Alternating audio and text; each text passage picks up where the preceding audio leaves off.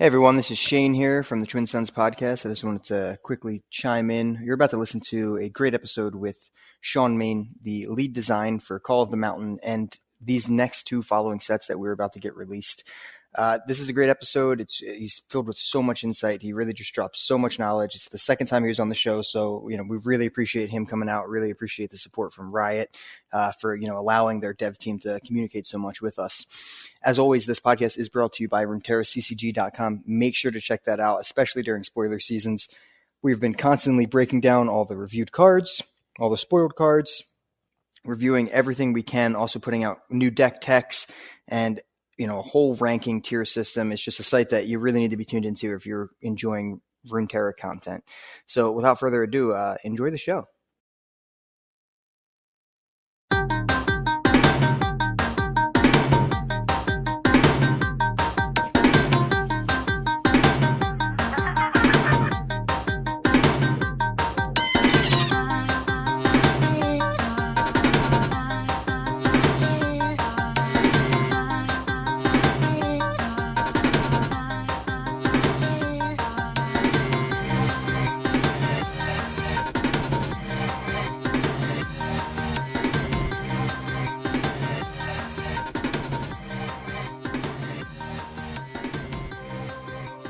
Hi, and welcome back to the Twin Sons podcast, your home for everything Legends of Runeterra. I'm Mike.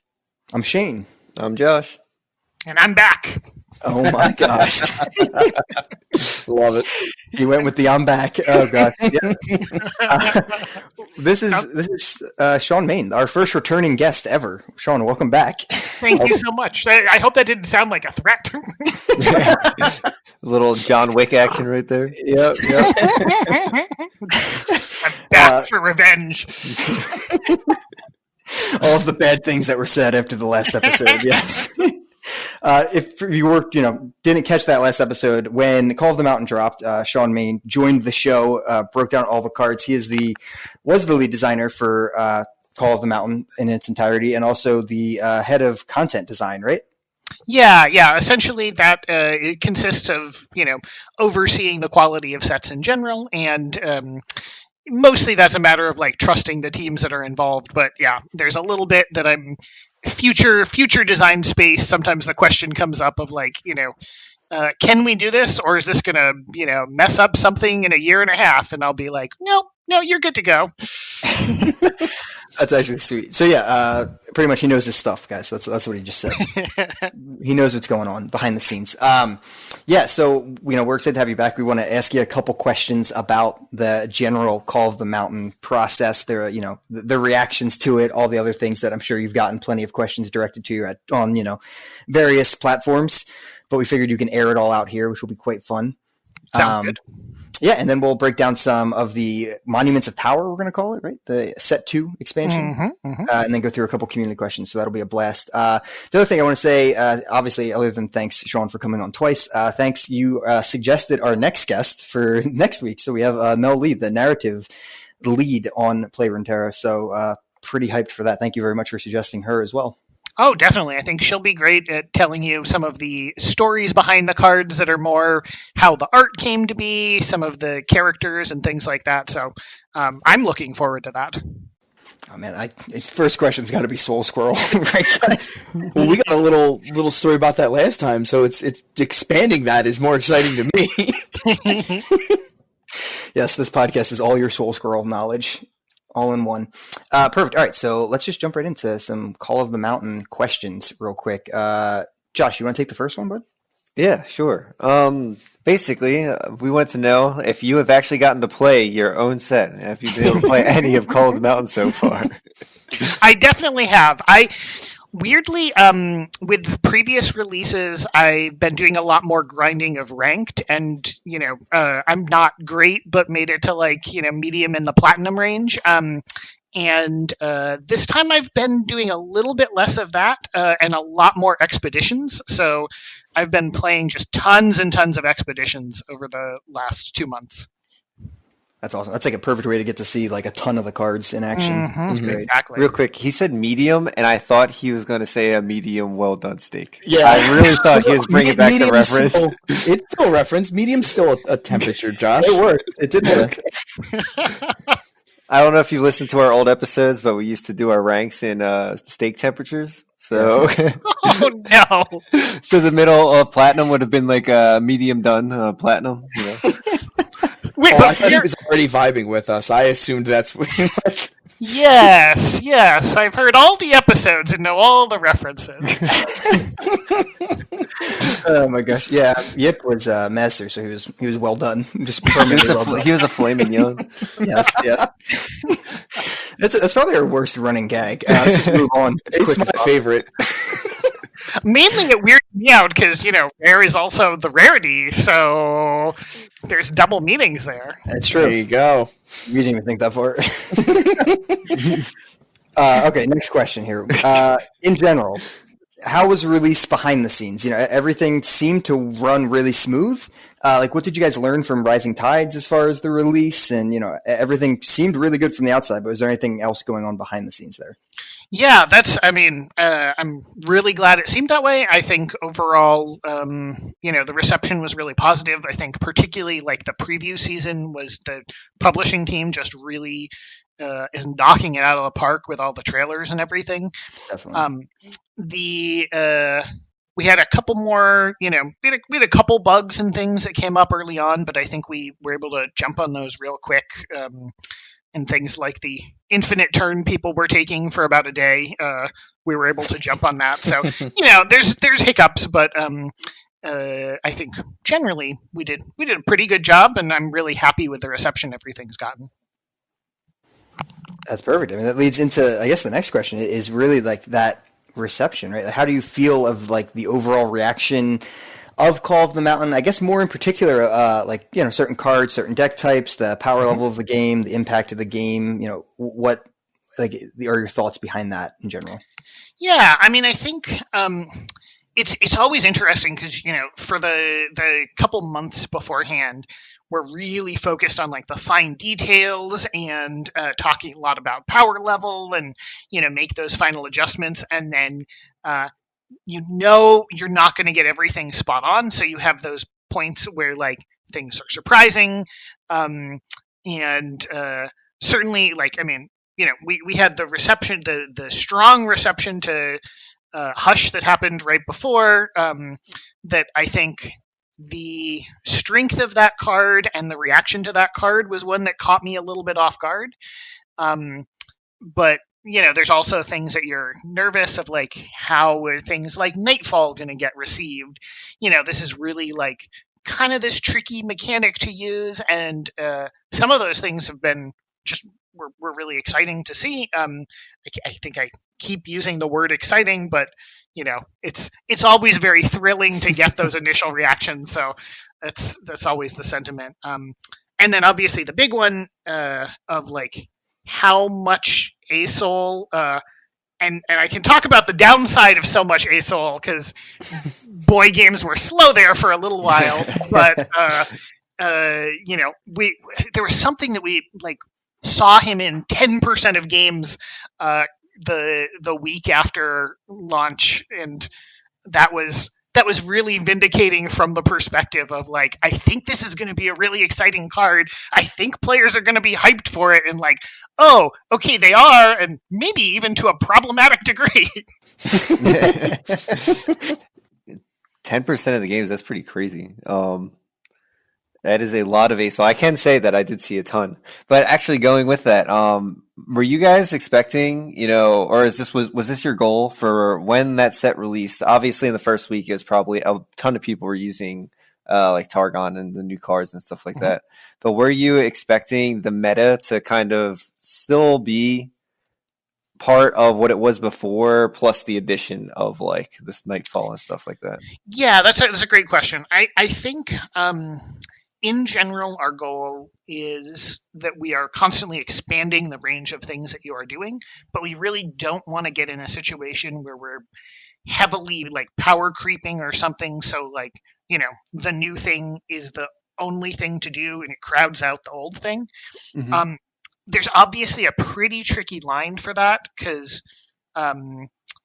if I like a phenomenon that we saw with Rising Tides was it actually took players a decent amount of time to really start playing Bilgewater decks because they just didn't have the cards at first, and so that was much slower for people to figure some of those decks out. Um, I'd say I think I'm excited for the Monuments of Power to release because we've seen some places where people have figured out the Targon decks, and in some cases they're not quite as powerful as they were hoping. So they've moved a little bit down in the overall metagame, but I'm really hoping Monuments of Power can revitalize some of those things. Yeah, I definitely think they will, and I'm super excited specifically for those as well because I really want to see how it shakes it up.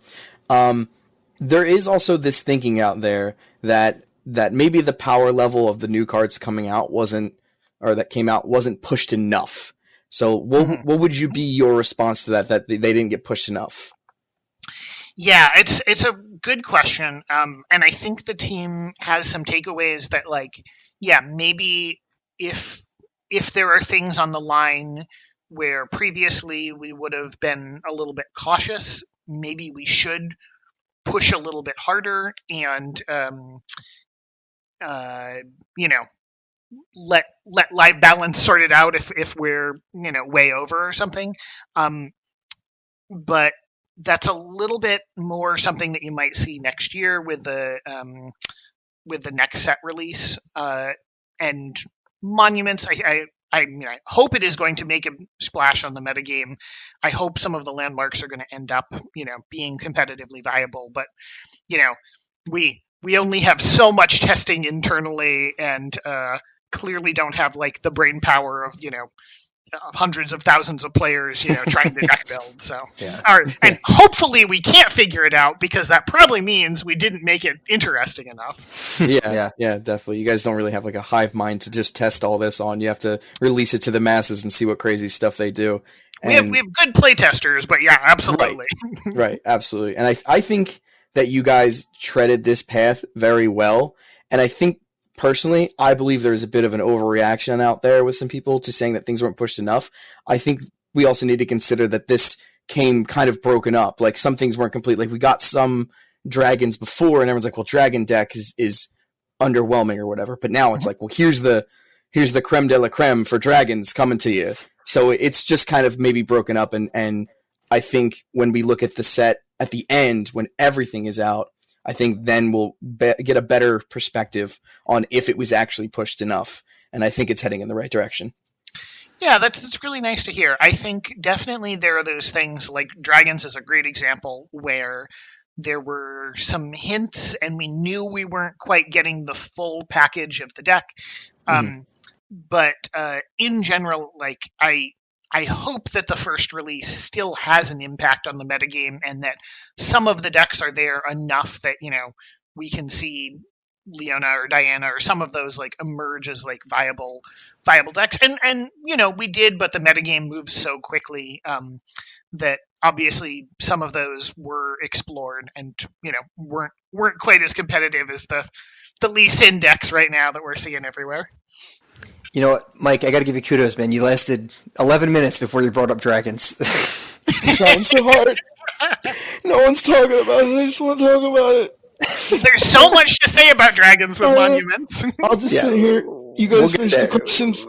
We'll get there, buddy, okay? I was like, how is this question going to diverge into dragons? All right, we're almost done. Call of the Mountain questions. So I guess these two kind of go hand in hand. So in general, did anything, I guess, in terms of decks or champions, what really surprised you?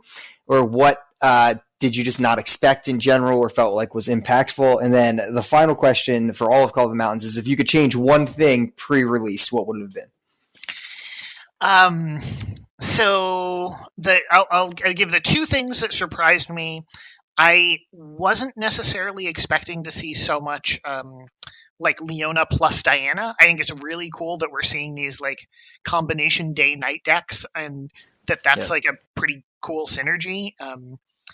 And then the other is it probably I would guess that it was on the playtesters and the final designers radar, but I was less aware of kind of the Lee Sin deck as it emerged. And obviously, like, there was the balance patch to him, but I still hadn't expected, such a key card to be what is the Daybreak, get another copy of me. The Zenith Blade? Zenith Blade, thank you. Yeah, yeah. I live with playtest names for so long, sometimes actual card names elude me. Oh, yeah. Yeah, for sure. Yeah, that second one is, that's hard to catch, especially because it's after a balance patch. So it's definitely something that's tough. I was surprised that the Solari Priestess in that deck, just essentially going for a 50% chance to get written in the stars was so powerful too. For a tutor for the champion. I thought that was a really cool use of her. So I mean, I've personally loved all of the set, all of Call of Mountain. I think you guys have done a great job. The balance of making things be power creepish, but also, not just completely ruining other decks is something I never want to attempt to have to do. So kudos. I think it's been done very, very well. Oh, thank you so much. Yeah, I have to say, I think some of the negative, negative response to the release might be because no other card game has really been able, I can't say this 100% sure, but going off of like acquired knowledge and talking to people that have played other card games, no other card game has really tried to keep old decks viable. So then when you get this set that you put out and your goal is to still have every card being, or 90% of cards being viable and there be no bad cards, I don't think people are used to metas not being shaken up. So where this meta was like, okay, so we still had 2 or like 5 strong decks from the last meta, plus we had decks that were still being refined because we're versing these already refined decks. So I don't think people are used to this timeline of as soon as a new set's released, it's like, oh, that's not the new thing to go to grind. It's like we have the old stuff and we have to refine the new stuff to compete with the old stuff. So I don't think people are used to that timeline. And I think that's where people kind of got upset with like, oh, it's not as powerful. But I just think it needs some time. And even now we're still seeing like different decks that are coming out with Targon and new cards that are coming out. So yeah, that's nice of you to say. I mean, I'm happy to hear the criticism and happy to we're still relatively early, so we have philosophy, but we've got to examine these things with every release and see test our assumptions, see what we can do better for the next one. So I hope steadily we are, improving bit by bit with each release. Yeah. Yeah, I mean, I loved it. I loved seeing all the diversity with the new stuff, old stuff. I know some people were like, why are we still seeing old stuff? But I mean, I thought it was great because when I was on the ladder, it's like I didn't get to play the ladder as much as I would like, but I was on it. I was seeing different decks instead of just seeing Karina 9 out of 10 times or Anivia Braum 10 out of 10 times, Yeah, it's a tricky, what's the expression? Tricky to thread kind of you want to keep things viable, but you also want to keep things moving. And so it's be pretty easy for us to hit one extreme of that or the other, but threading the needle somewhere in the middle with the new stuff is important, but also the old stuff isn't suddenly gone or something from the metagame. Yeah. There's a balancing act there. Yeah, for sure. Yeah, I've had different criticisms that I've put out there and things like that. It's just, incredible that anytime that you have a very harsh criticism in Legends of Runeterra, just wait a month and then it's a whole new game, right? I mean, you guys will have a balance patch or new cards. So, yeah. And it's really nice to have live balance to, help us fix mistakes. I've worked on card games in the past where you make a mistake and now it is just a part of the game and you got to deal with that moving forward. And it's really nice that we get to correct our mistakes. Yeah. And quickly. I mean, really, really quickly. It's crazy. So, that's actually a good conversation. I guess a part of it, all of the mistakes, and I really wouldn't call too many of them mistakes. How do you feel about those corrections, I guess? And this will be the last Call of the Mountain question. Oh, yeah. I mean, I think the biggest one to call out is kind of the over-tuning of Bastion. I I think we were pretty excited about Spell Shield as this metagame tool, Bastion specifically as kind of being this answer to your opponent's answers that could help support these kind of especially Voltron-y, like pile buffs on a unit kind of decks. And just based on our timelines, players were still discovering things, and I don't mean to keep bashing on the Lee Sin deck or anything, but like obviously that was something that ended up being pretty dominant there, and it hadn't really emerged by the window where we were looking at that as like a tool that we could possibly buff a little bit. Right. And so, that got a little bit overtuned, and we unfortunately buffed the thing that already was strong. But I hope then the next patch will be able to make a correction. Yeah. Yeah, and I think all the other changes were really good. Hush feels like a really, really minor change that feels really good still. I still love running the card, and A Soul still feels good when it goes off. So I feel like everything's I think they did a really good job, but there really wasn't too much to do. I felt like it was pretty clean. Props to Steve Rubin and that team. Yeah. Yeah, absolutely. All right, Mike, we will talk about the new cards. Oh, God. Go. Well, first we have to talk about in general. Oh. One question, and we're sliding this in here. Grovile from our Discord asks, we're going to move it up to the main part of the show. It's a good question.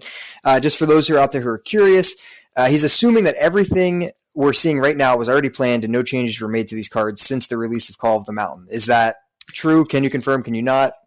There are some changes that happened between the release of the first release and this one. They're pretty minor. There are a couple things that were responding in that way to, balance concerns, where a couple numbers got tweaked. I think the clause on Howling Abyss about the champion that it generates not being one that you already have was something that we, became concerned about and added in that text, but pretty minor stuff. Wow. It's really at the edges of the release. That's awesome that that's even possible. I didn't think you'd even be able to fit a change in there. So that's really sweet to hear. So were those changes, through playtesting that you're still doing, or were those changes off of changes that you made through patches? Like they were as a result of changes that you made throughout the patches of Call of the Mountain. So you're like, oh, this is overtuned now because of that. Yeah, it was a bit of both of those, but also just in seeing the reception and discovering this thing was more powerful than we expected. This thing was less. So, we were able to, with especially the numeric changes, which I really don't want to sound like there were lots and lots of numbers changes, but Eclipse Dragon's numbers moved around to be a little bit more conservative, actually. Things like that. Based on, where we learned more about the power of the cards from real players playing with them. And the Howling Abyss one I can speak to pretty specifically. We kind of knew there were some issues with it. When it makes the champion, it skips any kind of level up ability that the champion has, and that wasn't really, we knew that was a small thing, but we realized this is actually very awkward if you are playing it alongside, say, Ashe in your deck, and suddenly she becomes level 2 and you've skipped getting that bonus for your deck at all. That we kind of patched that over and just thought it was a better experience to have it not doing repeats of things that you already had. Gotcha. So when you say the minor changes, I assume you just mean by minor, stat wise, cost wise, and maybe minor text changes. Yep, exactly. So basically the base of the card as a whole is still there, just the tiny little adjustments. Yeah. And we're a lot of the work on kind of the VFX and the visualizations of all the cards are going on during this phase. So we're getting additional playtesting and additional eyes on them there. So card wordings and things like that are changing until relatively late, but there's there isn't. I don't believe there's been any case where we're like, oh no, this card, quick, throw it out. What do you got? Let's replace it entirely. None of that was going on. Card awesome. emergency. That's awesome. Could you just give us every change chronologically? No, I'm kidding. We still have an hour. I'm ready. Yeah. I guess, hold on, real quick though. I guess one more question with this was these, not to pry too much, but these cards, these exact regions, like we knew we were getting Shyvana this in the second patch of cards, right? Not the third. Yeah. All of Okay. that was locked in from fairly early on. Awesome. Yeah, that's what I had figured. So that's really cool to hear about. I didn't know the rest of it either. So that's really sweet. All really cool information. It is. Well, continuing with new cards that are coming out, I want to talk about our new type. Basically, what was the inspiration for landmarks? Yeah, I'm really excited about landmarks. We had discussed this notion from pretty early on that we thought it could be really valuable to have these cards that aren't spells, aren't units, live on the board, have some kind of continual effect on the game.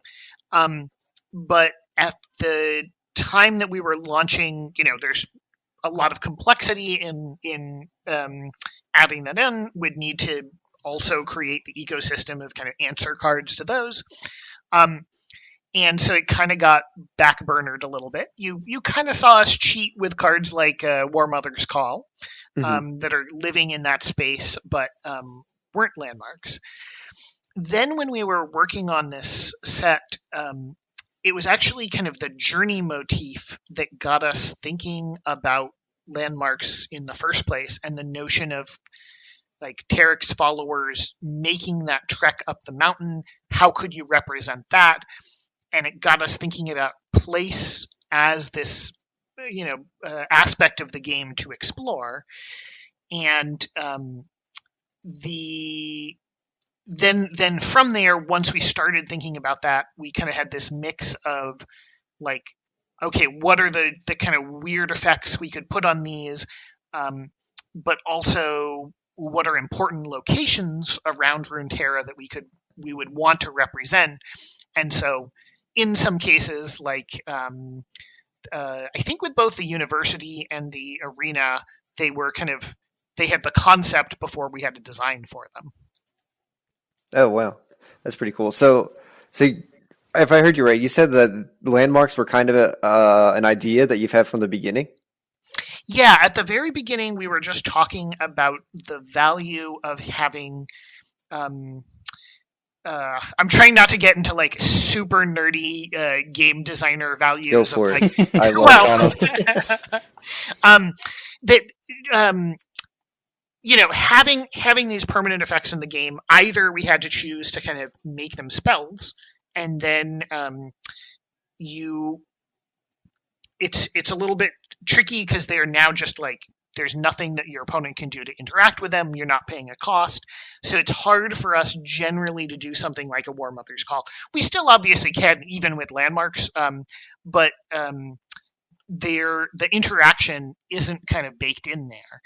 On the other hand, making everything a unit makes it very vulnerable to all of the removal, makes it able to interact like a unit, and you aren't kind of forcing your opponent to give something up to have this interaction with the cards. So we actually thought, we really wanted something that cards could interact with directly, but at the same time, it's not like it's operating in the same, like, I attack you, or I block, or you mystic shot my guy, like this text would if it was living directly on a unit. So by, adding in a new card type, we kind of force a little bit of adaptation around them, which leads to some good dynamism where you have meaningful choices, like, do I choose to play Crumble or do I choose to play Vengeance?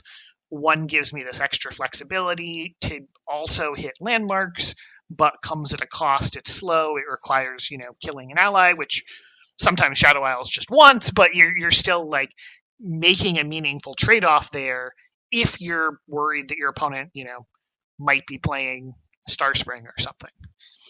So, we just get to add texture to the game as a whole by having these as like part of the system, a new axis with which to interact with the game.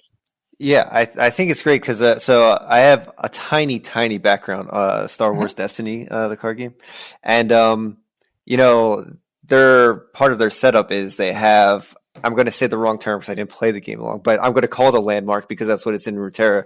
But they have like basically a landmark that you declare at the beginning of the game. And it really reminds me of that. And it's pretty cool because it's like you could actually choose in Runeterra, you could actually choose, like I want this passive ability to happen during the game, but you're taking up a unit space. So like there's that cost. Plus, you have to use all the mana. So I think it's really good because there is a cost towards playing to have that passive. And it's not just like you're playing it and then you have it permanently. There's still a risk of it being put down and you wasting mana on it. So I thought it was really cool to have that, new interaction is something else to look for, something else to build around. So I think it's a great addition, and it's not like it could just be thrown into any decks as far as we know just yet. If there's any broken ones, we'll find out soon. But it really makes it so like, oh, I want to use this landmark to enhance my deck, or I want to build my deck around this landmark kind of thing. So I really there's real trade-offs that you're making in order to play them. And right now, for this first release, we really wanted to focus on like high impact, exciting landmarks, and the exciting sometimes, can have a bunch of meetings, but ended up with some of these that are a little bit higher rarity, have like big outputs of what their continual effect on the game is. But there's a lot of design space to landmarks where we think, in the future you could make common landmarks, you can make all kinds of different things. They just open up a lot of design space to the game as a whole. Yeah, for sure. I kind of wanted to branch off on that, on how much you're adding with the landmarks to design, but actually look at it in a different context of maybe like story. Like, do you guys have hopes or plans to maybe introduce new like key locations within the world of Runeterra through these landmarks? Yeah, that's I'll say that's a great question for Mel when you talk to her. But sounds like a next week question. Definitely, I mean, they give us a whole new avenue to look at Runeterra, and that's a pretty exciting thing, where you don't need like a character front and center. You get to like do an environment or place. And their landmark is actually a nicely flexible term where right now we're focused on really important ones, but in the future, as you make common ones or whatever, like it can just be details of an environment and other things that, fill out the world in different ways. Yeah, that's awesome. Yeah, I mean, that does lead perfectly into our next question, which is essentially based around some of these landmarks have had some pretty powerful effects, like you referenced. We have a new win condition, right? We have some pretty high RNG with the Howling Abyss to a degree. That's the perceived reception. I'm not saying that. I don't agree with that perception, but yes, it's okay if you want to criticize. You don't have to. I think the university. I don't have a problem with the Howling Abyss. I understand the University of Piltover, little RNG factor with that. Howling Abyss was one that I think just got a ton of hate or more whatever, just concern directed toward it. But then you also just have like a kind of like a new tossing staple too. Like like you said, there's really wide effects here. I guess you've seen a couple initial reactions there. What are your thoughts? Like you said, you wanted to add really high, powerful effects. You were okay with adding a little bit more RNG on some ends. What was the trade-off there? Yeah, I mean, I think in particular, we wanted like exciting moments built into these, either that you are really building your deck around, say in the case of something like Starspring, or I don't know, probably you're not just going to throw Noxcry Arena into a deck because you really want to think about having that most powerful unit. In fact, you can get in trouble if your opponent is able to outclass you. But we wanted like excitement. We wanted build around. Excitement can come from a few different avenues. Either it's like situationally very powerful or is offering you some kind of resource that has a dream attached to it. I mean, things like RNG are also a pretty good avenue to explore some of that excitement. University of Piltover clearly is like the far extreme example of just like now you are playing from the top, just like random resources every turn, and that is not for everyone, and that especially isn't for everyone who is going to be top tier competitive player. Probably bad if that's the top deck. But at the same time, like we think there's a player for who that's really exciting to get like just every turn seeing something different, responding to your circumstances is really fun. And so like let's lean into some of those kind of excitement as well. And I mean, I'll fully admit I am the kind of player, I didn't design the text on University of Piltover, but I'm the kind of player who is like, yeah, just give me something new every turn. I want to every game a little bit different. Awesome, I am in. Yeah, it's like a new puzzle each round. Yeah, exactly. Yeah, no, I honestly don't have any problem with like any of these landmarks. I think that's, obviously, like you said, if this does end up being like the top tier deck, then you already addressed that could end up being a problem. But it's just more of looking at the reality of the card. Like some players are going to absolutely love pulling off Howling Abyss, right? Like people are going to love doing that. And then other turns you're going to get a useless champion, and you're investing a lot of mana into it and it can be removed and etc. The only card that terrifies me out of all of these cards is the Voices of the Old Ones. That is, that's the one that I am like terrified of beyond belief. Everything else, I'm about it. We haven't in the game, like besides Nab being the most influential RNG, it's like there are cards in Piltover that have that RNG, and it's like they have seen no play. So I don't know why people are freaking out about the University. It's like we already had the benefactor who dies and gets you a random card. We have Back Alley Barkeep. Yeah, the Back Alley Barkeep. We had the guy from Shadow Isles that kills a unit and then summons a random one that's 2 costs higher. Mm-hmm. So it's like there still is RNG. And I mean, I made a deck with all that RNG, and I won a couple games, but it's not like it was anything consistent. So people but it was a blast. Yeah, exactly. Oh yeah, it's super fun, and it's like this thing costs 5 mana. The University costs 5 mana. You're getting 3 random cards. Those 3 random cards could be absolutely trash, and then you don't have a turn. So one game you might high roll, the next game you might just not be able to do anything for a turn. So yeah, I mean, I think the thing that people really want is to make sure the game is rewarding skill, and I think there are ways in which certain kinds of RNG can do that. I actually think like I won't overpraise Invoke or anything, but like there's both like obviously you get to predict. There's an element of choice, but that notion of you are responding to the circumstances that you find yourself in. There's obviously like the greater the disparity between kind of the high roll and the low roll.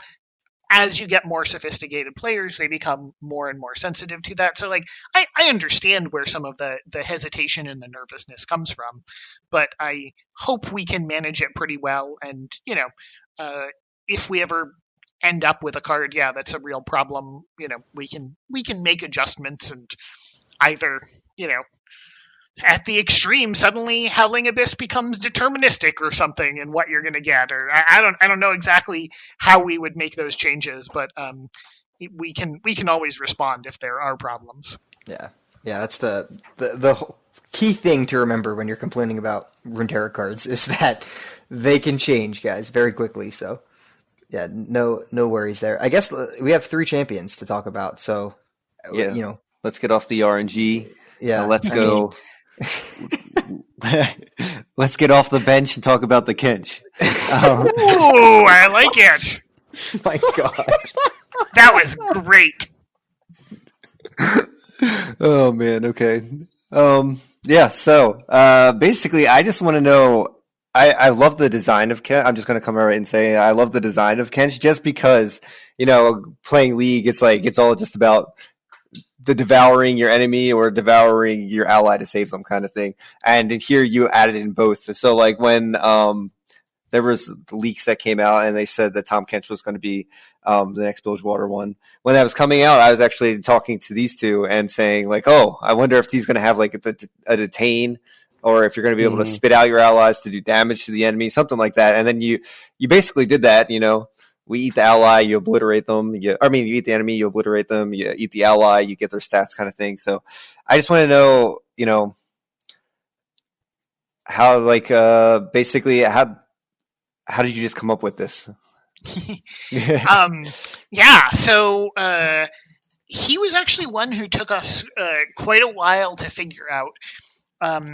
We were interested in, well, I'll say it was Noah Seltzer, who was the kind of final design lead for the set. It was his design. The initial version of him was almost telling the reverse story, where he was doing the like, okay, let's detain allies, and that the Bayou Brunch card was like instead kind of what he was doing the card he was giving you every turn. So it was like temporarily holding allies, and then we had a spell in the set that was like detained an enemy, and it was fun, but it really wasn't meshing together. It was much closer to like the story in League of like, he carries around allies for a while, but like, mechanically we needed him to do something a little bit different. And so Noah came up with the idea of like, why doesn't he just eat enemies, and he'll take damage, and that'll encourage you to heal him, but he's also this like really powerful tool for just controlling the board. And that was kind of perfect. So it just reversed the way we were handling some of the cards. And yeah, I love the final Tom Kench design, because it just feels so Kenchy to just start swallowing all your enemies. And you have this mini game of like, can they kill your Kench before he levels up and swallows them forever? It's probably one of the greatest like mini living the dream things there. Like when this actually happens, it's gonna feel so good. Feels really good once you like start buffing Kench up, and you see like them get further and further away, and him able to swallow more and more enemies. It's great.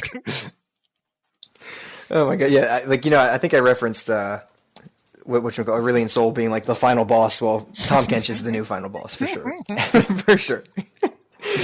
I guess, can you talk for a quick second about the self-inflicting package that he comes with, the self-inflict damage package there?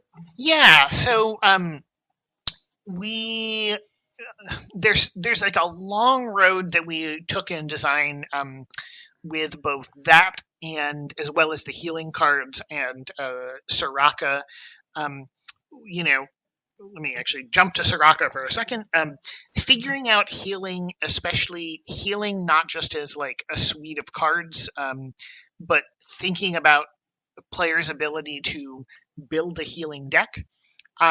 We actually were finding that we needed kind of that self-damage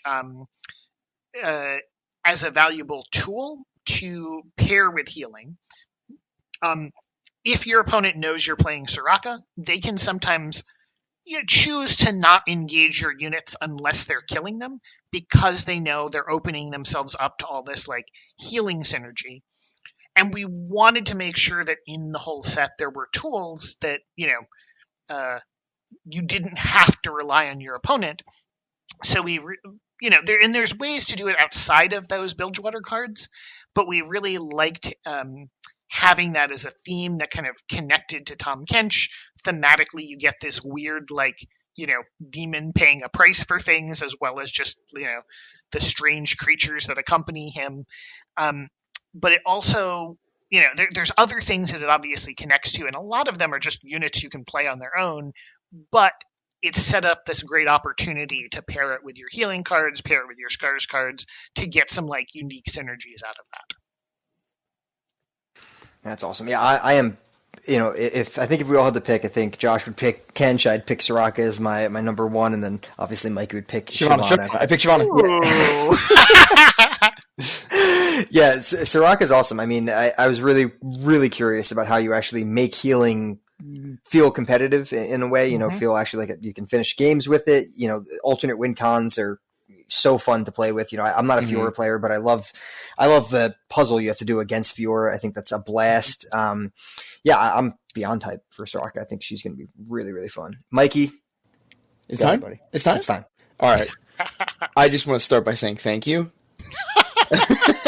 But the first thing I want to ask about Shyvana is, what were some troubles that you guys faced bringing this champion to Runeterra? What design hurdles did you guys have to get over? And think what did you have her in a different stage, or maybe her stats should go here and this should be her level up mechanic and ability, or was what you have now what you guys have always envisioned and just kind of fine tuned?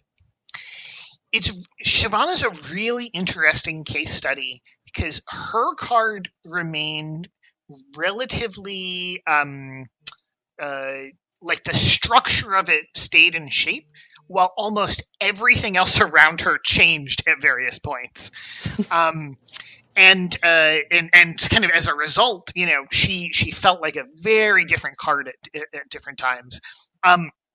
So dragons, and stop me, I actually don't remember how much I talked about this last time, but it took us a while to figure out their mechanic. It took us a while to figure out their shape generally, and from pretty early on we had them in both Targon and Demacia, but the Fury mechanic and how they weren't just other elites, that took a lot of iteration.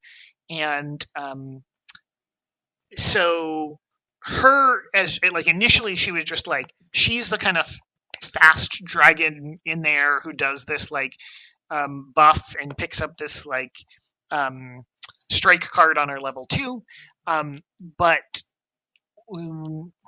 the rest of the dragons, either they were these very aggressive cards where kind of that Fury, or the mechanic that preceded Fury, was just don't block me, I'm going to punish you.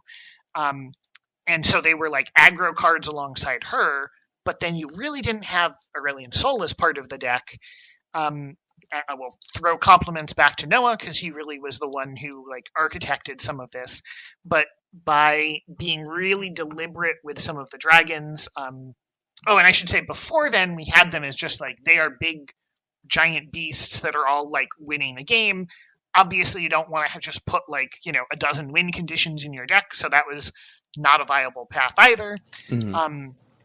But Noah really kind of architected them, and as well as cards like Eclipse Dragon, to really bridge this aggro Shyvana dragon with, you could also put Aurelian Soul or Mind Splitter in the deck as this big end game dream that actually connects the two decks together in a pretty interesting way.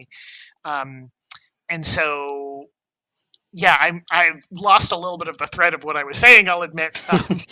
Well, did I answer your question, or did I just talk about random design topics? You did, but you said stop me if I go over again, but I'm not stopping somebody talking about dragons, so I let the Fury conversation come back into play, because I think that is an important part of this, because I'm pretty sure every printed dragon except Shyvana in her base form has Fury, so that you guys, I'm sure that was definitely the challenge of, do we make these big units that are just, big sticks that you're going to try and smack through with, or are we going to make it a fun mechanic, which you guys have looked at everything with and say, how can we make this actually enjoyable?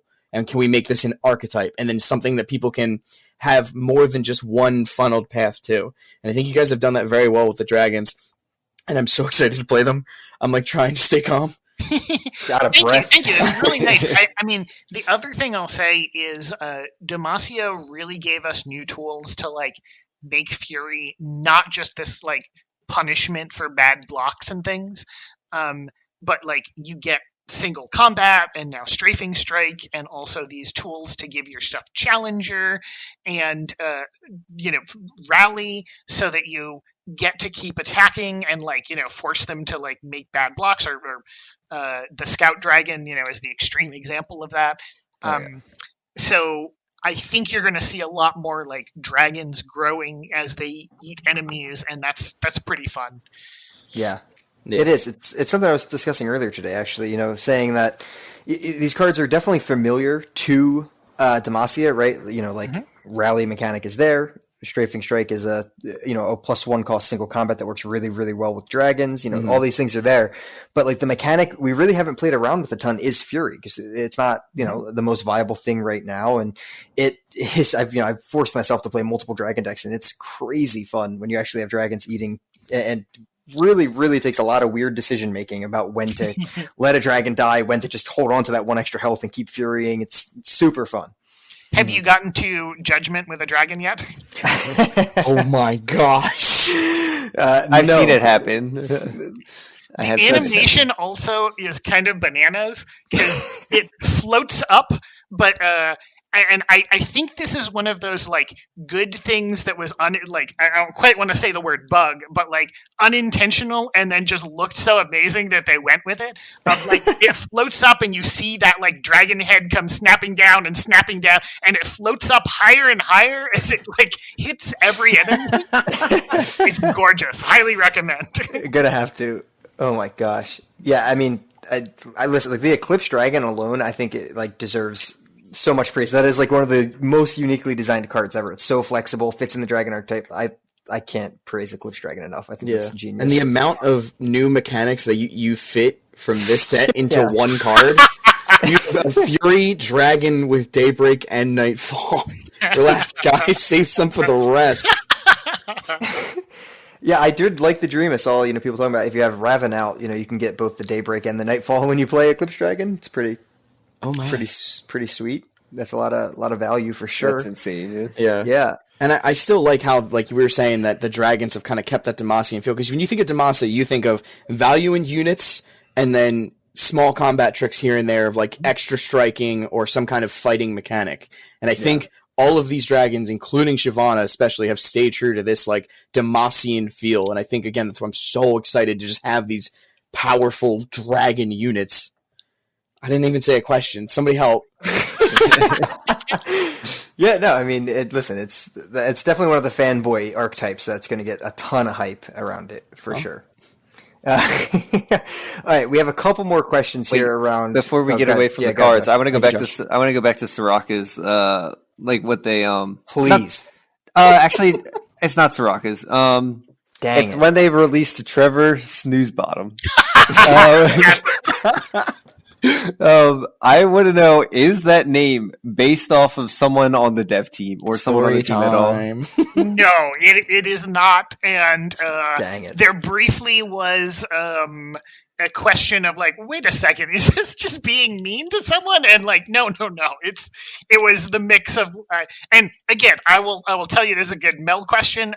But because the narrative person involved, I think, talked about really liking kind of the mix of the more mundane worldly name with a really goofy snooze bottom at the end of it.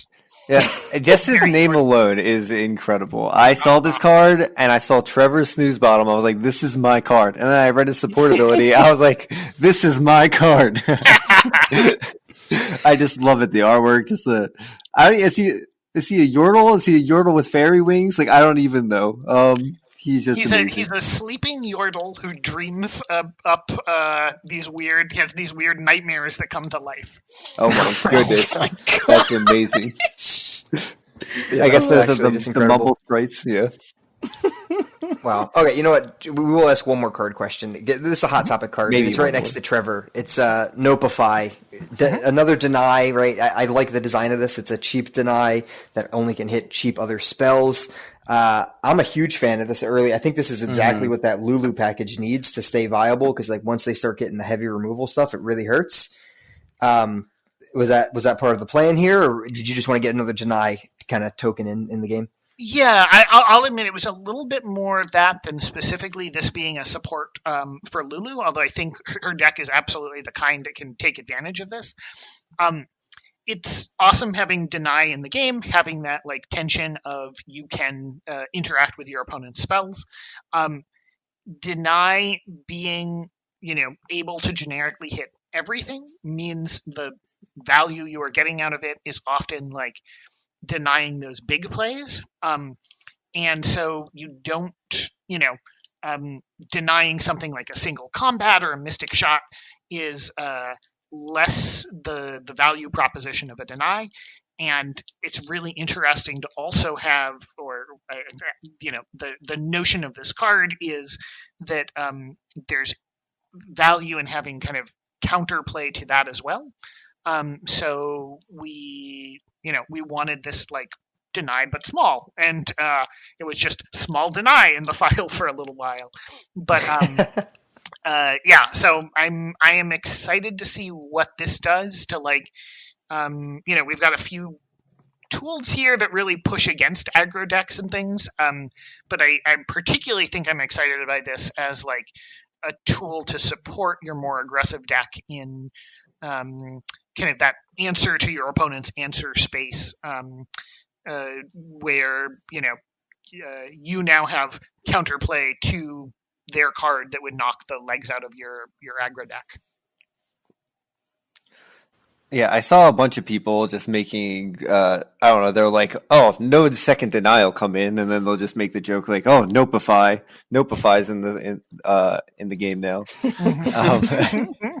I think it's pretty good. It's a good low cost thing for the aggro decks that are trying to protect their aggro-ness, I guess you could say. But I actually do want to jump to the Soraka release now.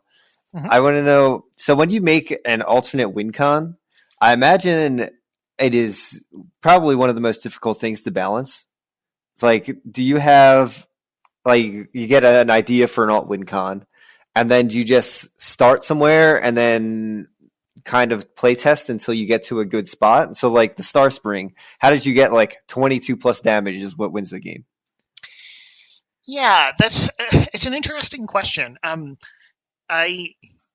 I'm rolling that notion that it's really hard to design alternate win conditions around a little bit in my head.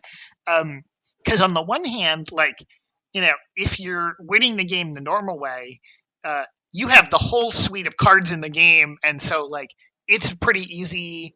There's complexities to the interactions of all the cards that, like, we can't necessarily predict, where, you can do a search of heal and find the full suite of things that are going to support you in, your Star Spring going off. So, and then often the game is like, protect your Star Spring, get the enablers in there.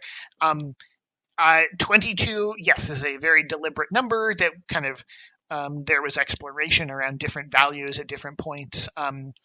But the card, largely the shape of it, was there from pretty early on, where the notion was like, yes, let's, with healing being, if we make healing a viable deck, let's give it this end game that is just like about healing and almost this like pacifist victory that you get to achieve through doing nothing but healing. There was times when we talked about things like, should this be on Soraka's level 2? I actually kind of fought against that. I was like, no, we should have her as this like powerful tool for the healing deck. But if we put this win condition on her, that's all that she's about, and you kind of don't get that flexibility. So like, I'm pretty happy with the solution being like, you can build a healing deck, you can play her even, with just a little bit of healing as this, value support card. But if you are the person who is actually really excited for this deck, wants to kind of go whole hog on healing your units, which usually also involves like doing lots of damage to them, but you have this like weird alternate win condition you get to pursue. So yeah, I'm pretty excited to see what people do with Star Spring. Yeah, I'm actually excited to hear that you guys did separate Soraka and Star Spring. I think it really opens the design space of, Soraka can support another champion or can support a stall deck instead of just, playing to be her win con kind of thing. So I'm excited to at least experiment with both sides, like all into Star Spring or into Soraka kind of stalling a game out. So Yeah. I'm glad you fought for that choice. Thank you. Yeah, no, definitely. That was a great question, Josh. I'm really happy to hear that the separation there is really sweet. We could obviously ask you questions about every single card here, especially Demacia getting 3 new 2-drops, which I just realized as I was looking at this, which is crazy. 3 new 2-drop followers, which very sweet because I think they needed a couple new options and tools. But we have some community questions to dive right into. So we're going to give them a few minutes here to shine. So the first one's comes from our friend Thrasnos. He's talking about, did you guys test these individual releases together or just as the whole set? Have you encountered any issues with cards being more or less powerful due to other unreleased cards being unavailable? Yeah, it's a great question. So we did the majority of the testing, I would say, with the whole set. But we definitely did a lot of testing as well with the individual releases. And I'd say, we have design phases that I won't go into because that's just a deep rabbit hole. But like the first 3 phases of design, even into the 4th, we're really like thinking about the set as a whole, and it's like establishing a lot of the patterns and things. And then kind of the last phase. I mean, before then we've thought about like what champs go where, but it's really at the end that we're like carefully looking at the balance, and that's when like you deal with each release individually. One of the things that I think was like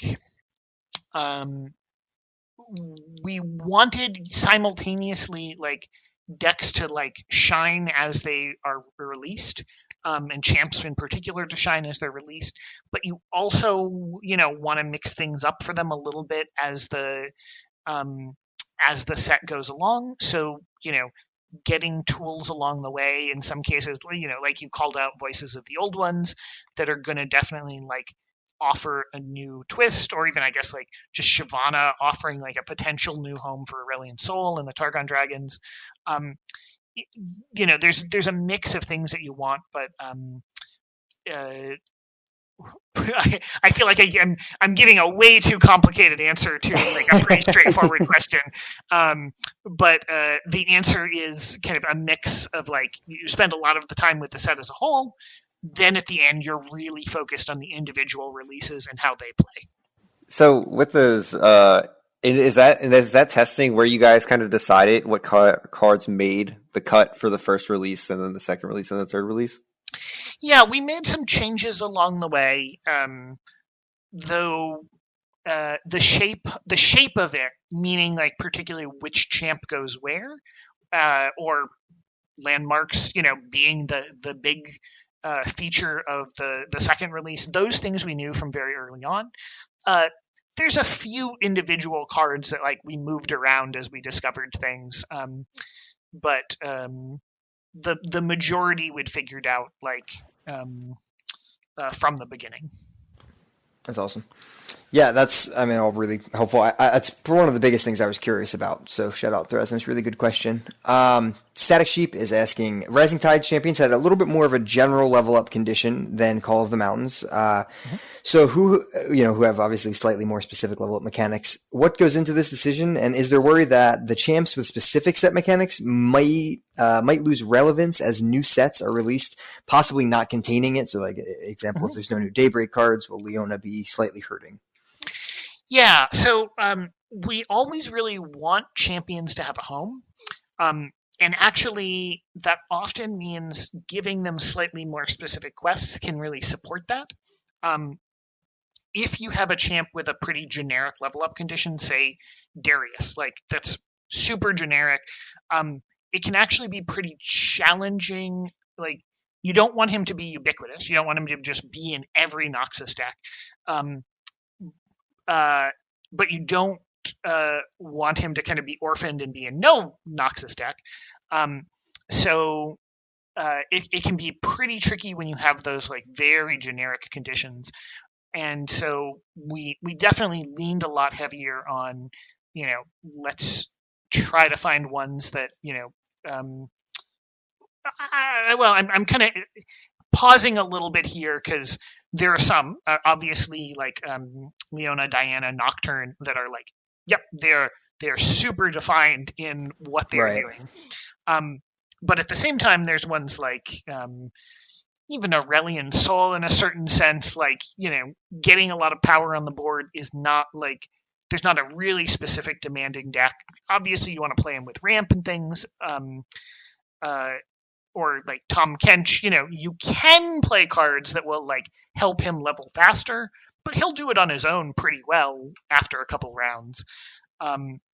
So there's a mix, and the ultimate goal is really just like, let's make sure they have a context that they exist in, as well as like a home, and often being more specific can really help them have a home. I guess to the second part of that question of like future sets, we always have the ability to print more cards with a mechanic. It's if we think we don't have enough Daybreak cards or Nightfall cards, great, next set can print those as part of their Targon package. Nice. And yeah, I'm not too worried about lack of opportunity to print those being the downfall for those champs. That's good to hear. Yeah, definitely good to hear. All right, last question. Shawn, again, you've made it through another episode, so thank you again. The only one. The last question here. By Rainmaker, can you go more in depth on design choices with landmarks? Example, was there a consideration to allow spell mana to be used for landmarks, or was there ever a version where they didn't take up a unit space? I think this is a pretty good wrap up because landmarks is, I think, the biggest thing that we're getting with this release. Mm-hmm. Yeah, that's a great question.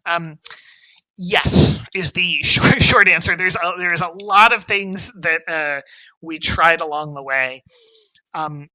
To address those questions specifically, at the beginning, I was advocating them actually as as using spell mana.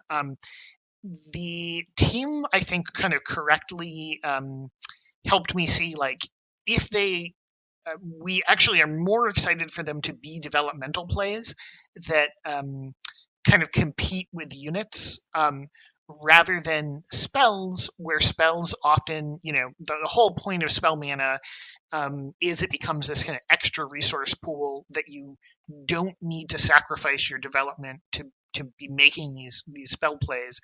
Obviously, like, expensive spells are a little bit of an exception, but they're always going to exist as support for that.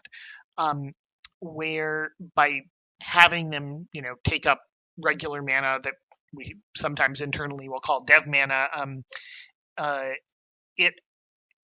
it's like there's a power knob of, like, what you are doing, but we actually think, like, the gameplay is better, and from, like, the health of the whole ecosystem, that, like, if I'm taking a turn off to play a landmark, that's a big thing that I'm giving up, also to the unit space, but I'll come to that.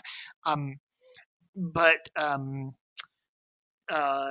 that cost being baked in actually lets us make them more powerful, make more exciting effects on them, as well as having them be, like, balanced so they are, like, directly competing. And often, like, you're giving up that immediate value of, like, the round 3 play to play, like, the Slaughter Docks.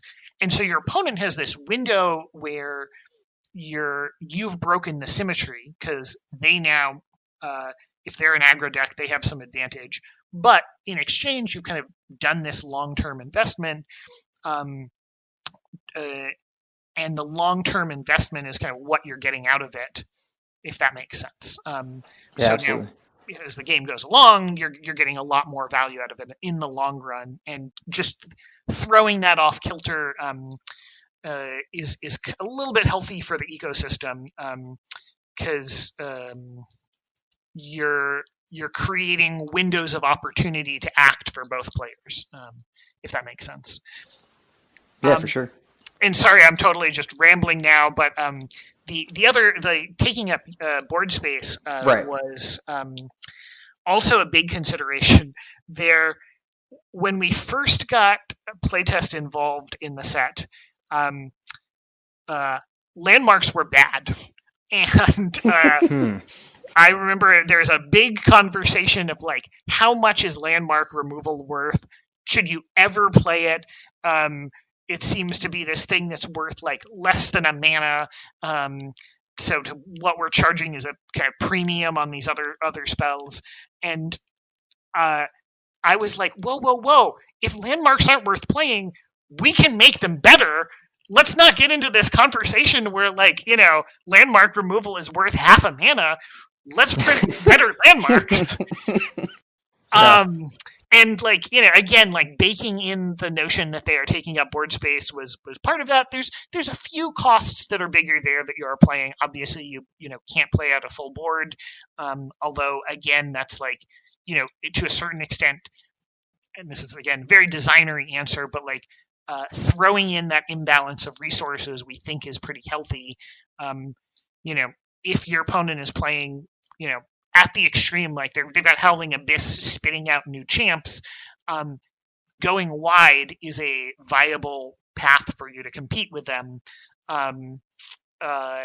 where you have the advantage that you have 6 units where they only can have 5, and Right. that things like that break the symmetry are actually pretty important to the system as a whole. I love it. Yeah, I mean, I think that's the biggest thing. We're going to wait and see how landmarks end up being. But I mean, they're obviously going to make an effect, at least in the very least at the beginning of the set, right? We're going to see people are going to be trying these landmarks for sure. And I hope they work out because we've got more coming in the 3rd release. There we go. Heard it here. Do I have to edit that? Sure. No. Well, again, thank you so much for coming on for the second time here. First returning guest in like 37 episodes, so I appreciate it. Well, thank you so much. It's I want to make some kind of joke about steak right now, but I don't know. Please do. Well done. Oh gosh. All right, Josh, anything else you want to say, buddy? No, just All right. thank you for coming on, and I love talking about design. So next time you're on, don't be afraid to just spill out the nerd talk because I'm all here for it. Well, thank you. I really appreciate that because obviously, and I know I said this last time, for so long we're developing the set and there's so many stories that you're working on, and I'm just always get very eager to go deep on design. So I appreciate you listening. Oh, of course. Mike, one last final thank you for Dragons. Yep. Thank you for the dragons. Thank you. Shawn, thank you so much, guys. Until next time. Bye. Cheers. See ya.